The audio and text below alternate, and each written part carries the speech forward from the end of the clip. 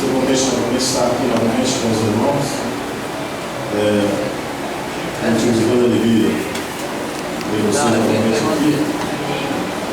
Compartilhar com vocês a palavra do Senhor Jesus. Amém?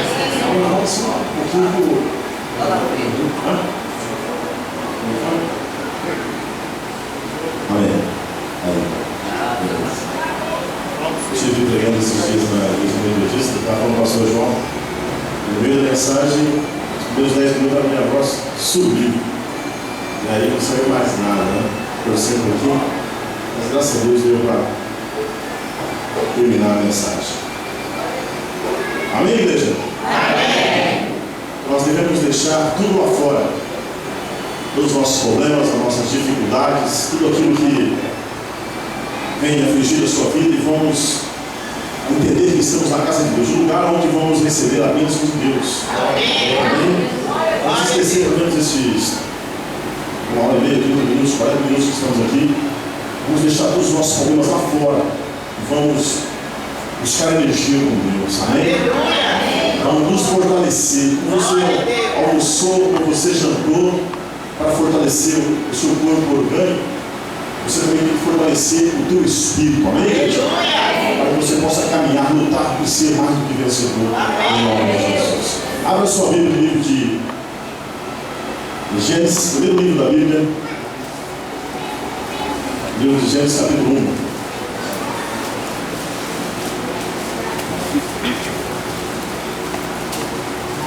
Graças a Deus.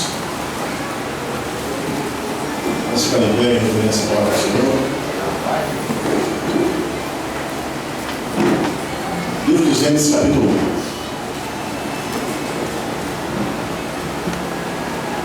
Todos encontraram? Amém? Vamos lá então. Diz assim, Gênesis capítulo 1. No princípio criou Deus o céu e a terra era sem forma e vazia, e havia trevas sobre a face do abismo, e o Espírito de Deus se movia sobre a face das águas. E disse Deus: haja luz, e houve luz. E viu Deus que a luz era boa, e fez Deus separação entre luz e as trevas. Deus chamou a luz dia, e as trevas chamou noite. E foi tarde e amanhã ao primeiro dia.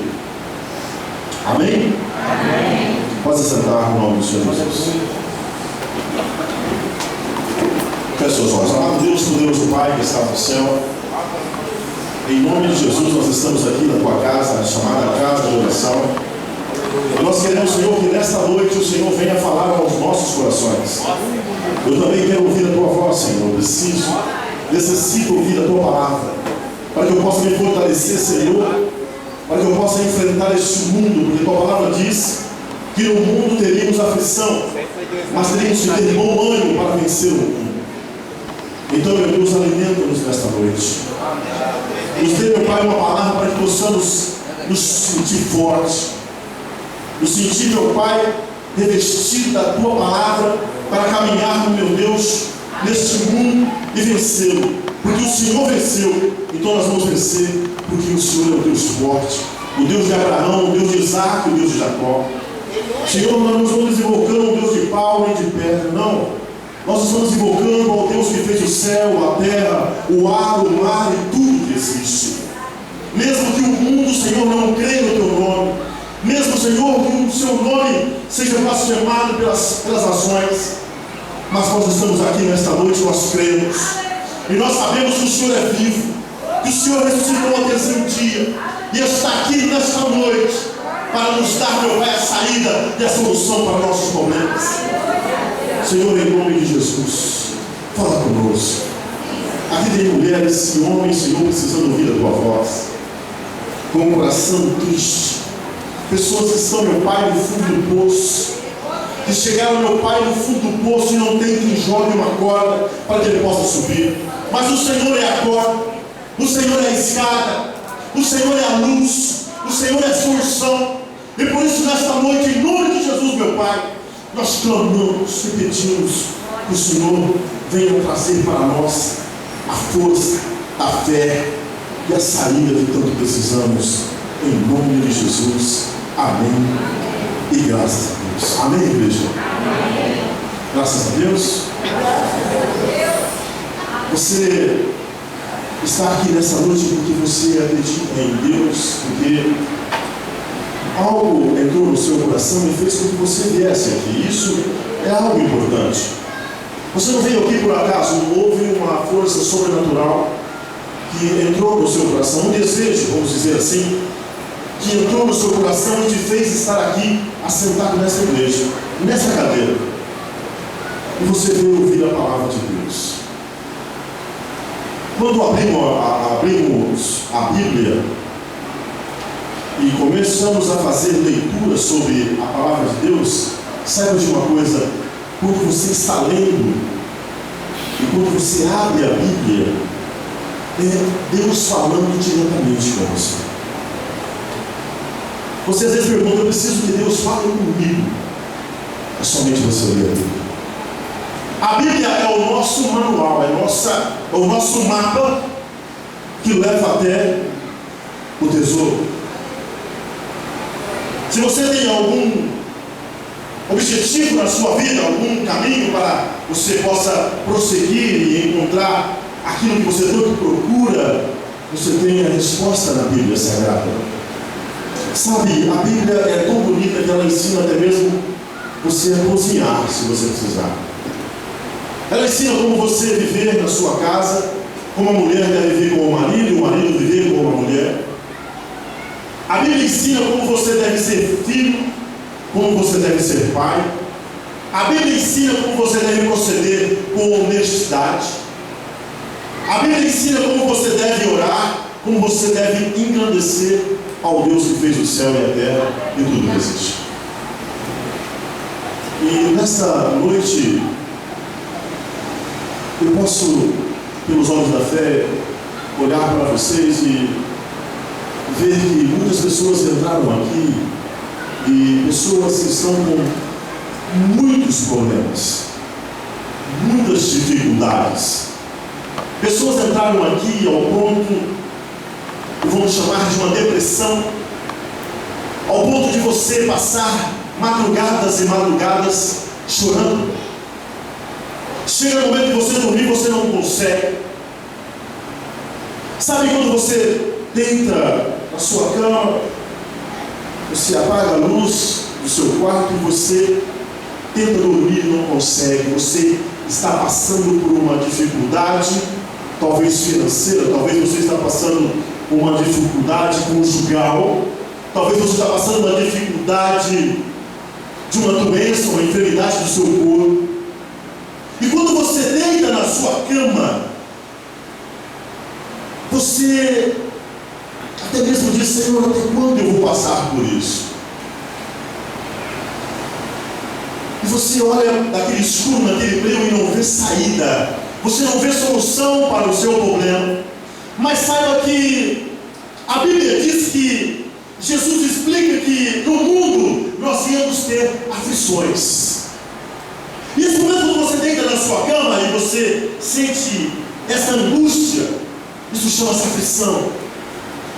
Há 2000 anos atrás, quando Jesus estava pregando o Evangelho, ele anunciou para os discípulos: olha, no mundo tereis aflição, mas tem bom ânimo, porque eu venci e vocês vão vencer também. Jesus deixou bem claro que quando você estiver passando por uma dificuldade, quando você estiver passando por um momento, um vale, uma sombra da morte, um momento difícil da sua vida, ele deixa bem claro que, mesmo que a dificuldade seja grande, ele diz: olha, você vai ter aflição. Quando ele esteve no jardim de Getsemane, a Bíblia diz que antes dele ser pego pelos homens para ser crucificado, a Bíblia diz que ele naquela madrugada, ele se ajoelhou e ele começou a angustiar-se. E nessa angústia, quando Jesus estava ali, ele disse para os discípulos: olha, eu vou orar, ficai aí, ora, vigia que eu vou, um tiro de pedra, eu vou orar. Ele estava tão deprimido, tão triste, ele estava, vamos dizer assim, com medo do que ele iria passar. A angústia era tão grande que eu posso dizer para você que ele não conseguia nem abrir a boca. A tristeza tomava conta, um vazio tão grande que entrava na sua alma, nas suas entranhas, ao ponto de Jesus se lançar e dizer: Pai, se possível, passa de mim esse cálice. Eu posso dizer que ele também chorou, como você talvez na sua cama, deitado, angustiado, desesperado, chorando também. Jesus estava na terra como um homem, e ele sentiu como você está sentindo. Ele provou na pele o que é sentir a dor da angústia. Ele sentiu na pele o que é sentir o desespero. Ele ajoelha e diz: Pai,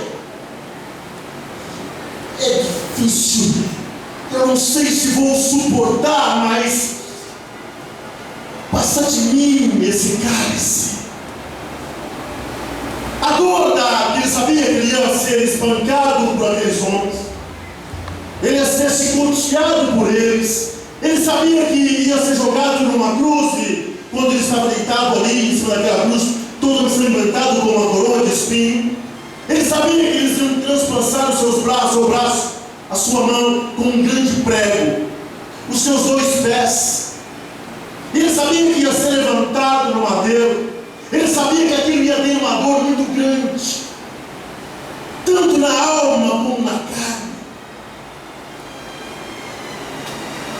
Sabe, muitas pessoas vão dizer assim, sabe, mas Jesus aguentou porque ele era Deus. Ele poderia fazer um passe de mágica e não sentir a dor. Não, a Bíblia diz que ele veio em carne e habitou entre nós. E habitando em carne, como habitou entre nós, ele sentiu a dor que você sente. Porque se ele não sentisse a dor que você sente, ele não precisaria dizer: Pai, se possível, passa de mim esse cálice. A Bíblia diz que ele suava, e o seu suor de angústia se transformava em sangue. E Jesus sentiu isso na terra.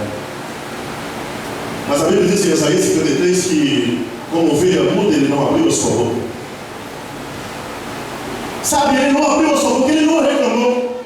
E nós reclamamos, passamos por um problema, reclamamos por irmão A, por irmão B, por nosso pai, pela nossa mãe. Eu não aguento mais, eu vou abandonar esse evangelho. Não! Jesus disse: ele não abriu a sua boca. Como ovelha muda, foi para o matador.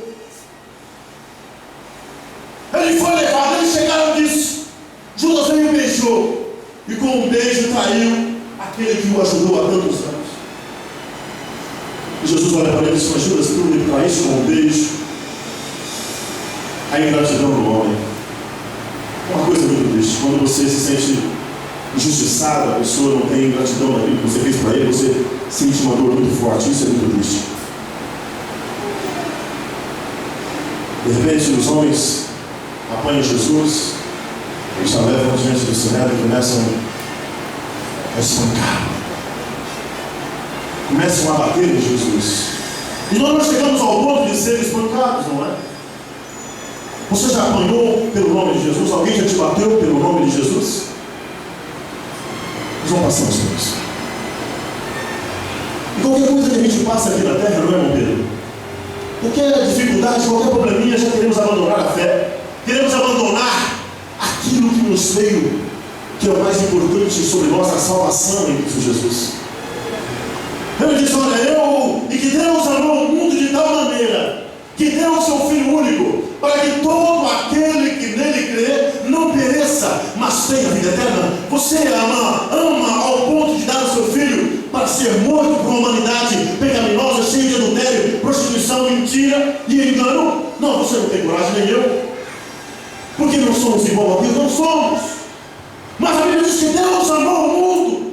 Ele amou você. A palavra de Deus diz que Ele amou você antes que você fosse colocado no ventre da sua mãe. Ele te chamava pelo seu nome.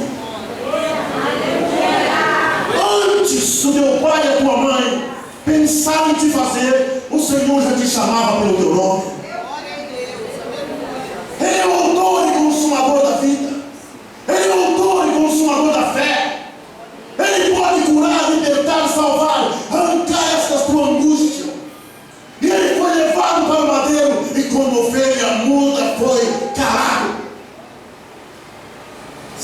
segredo da nossa vitória é o silêncio. Eu falo para minha esposa sempre: olha, o silêncio fala mais forte. Às vezes acontecemos uma questão também no nosso trabalho, de alguma coisa, e queremos ponderar. Eu encontrei um pastor que disse para mim: olha, ele foi na minha casa, começamos a dialogar, ele levantou e disse: olha, eu vou na casa do pastor A, eu vou na casa do pastor B, e eu vou tirar satisfação, porque eu fiquei sabendo que eles estão falando mal de mim. E eu falei: pastor, eu vou dizer um negócio para o senhor. O senhor me permite? Ele disse: permite. O senhor é maior que Jesus de Nazaré? Ele disse: não, jamais. Eu falei: então a Bíblia diz que ele não abriu a sua boca e como ovelha muda foi para o matador. Agora o Senhor está ao ponto de explodir, tirar satisfação com o pastor A e o pastor B. O Senhor é maior que Jesus? Ele parou, pensou: eu falei: não, a palavra de Deus diz que não resista ao perverso. Nós temos que aprender com Deus. Sabe, quando ele foi levantado na cruz, a Bíblia diz que ele ficou algumas horas, seu lado direito e esquerdo tinha 2 ladrões, e ele passou por esse momento de muita angústia. A Bíblia diz que ele pediu água e deram fel para ele tomar, deram vinagre para ele beber. Você imaginou você sentir dor, sentir sede, e não tem quem possa te dar água, não tem quem possa aliviar a dor dos pregos que estão transpassados pelos teus campos? Nós não sentimos isso, nós não provamos isso. Eu estava falando com o pastor João ali fora. Pastor João, no passado, no ano 64 depois de Cristo, a história conta que Nero, ele colocou fogo em Roma, sabe? Não sei se você conhece a história. E quando ele coloca fogo em Roma por uma vaidade, porque ele achava que era poeta, e ele comandou em uns soldados incendiar Roma, e ele subiu no alto de um prédio do seu palácio, pode dizer assim, e ele com uma harpa dedilhava e tentava encontrar cânticos, poesias, vendo aquele fogo queimar e as pessoas morrerem. Ele era louco. E quando tudo aquilo acaba, as pessoas começaram a pressionar: você pôs fogo em Roma? Não, eu não. Por quê? Uma parte que não queimou era a parte que morava os cristãos da história, da época. Ele falou: não fui eu, fui os cristãos. E vamos matar tudo agora. Mandaram os romanos pegar todos os nossos irmãos do passado, chamados heróis da fé. Não sei se você já ouviu falar sobre isso. E chegavam diante dele e falavam: você vai negar a Cristo? Você vai abandonar essa fé desse homem que morreu? E você fala que ele está vivo? Ele disse: não, eu não vou negar. Nega ou você vai ser lançado nas covas dos leões. Pode me lançar, eu não nego. Tinha uma arena, e eles faziam jogos naquela época, onde os gladiadores lutavam até a morte, e colocaram os leões e lançaram nossos irmãos da época primitiva, da igreja primitiva no passado, para ser devorado pelos leões naquela época. Você não passa por isso, nem eu passo por isso. Nós não sabemos o que é isso. Eu posso dizer para você que nós não conhecemos nem mesmo o cristianismo. Nós somos simplesmente os simpatizantes da fé. Não conhecemos o que é morrer, nos entregar pela fé, nos entregar por amor a Cristo. Se agora entrar no exército aqui, a polícia deve ser um decreto do governo federal, dizer: entra nas igrejas e fala para aqueles crentes calar a boca e nunca mais falar de Jesus. Se eles falarem de Jesus, mata. Se eles entrarem aqui, quantos de nós vai resistir? Você vai resistir? Você tem coragem de ser colocado no paredão e alguém falar para você: vai negar ou vai morrer? Você tem coragem de dizer: não nego, pode me matar? Você tem coragem de dizer isso? Você vai ter coragem de enfrentar isso? Será que temos coragem de passar por isso? Não, somos simpatizantes, não conhecemos o cristianismo, mas os nossos irmãos da igreja primitiva tinham a fé viva, não é essa fé de nuvem passageira que temos. Não. Eles abriam as portas e empurravam nossos irmãos dentro das arenas. E a história conta que eles entraram nas arenas e aquele estádio estava lotado de homens e mulheres. Os romanos xingando, blasfemando, xingando aqueles homens e mulheres de Deus, crianças até no meio da arena. E a história conta que eles abriram os portões e os leões entravam. E eles estavam ali, em vez de sair correndo, se ajoelhavam e cantavam glórias e aleluias ao Deus que vive e reina para sempre. Eles eram mortos, comidos vivos, mas faziam isso por amor à fé em Cristo Jesus. Nós não conhecemos a Jesus. Pode acreditar nisso. Nós não temos coragem de passar por isso. Qualquer probleminha, já queremos nos entregar ao desespero e queremos abandonar a fé. Como eu já fiz isso. Eu já fiz isso. E hoje eu olho o quanto eu errei.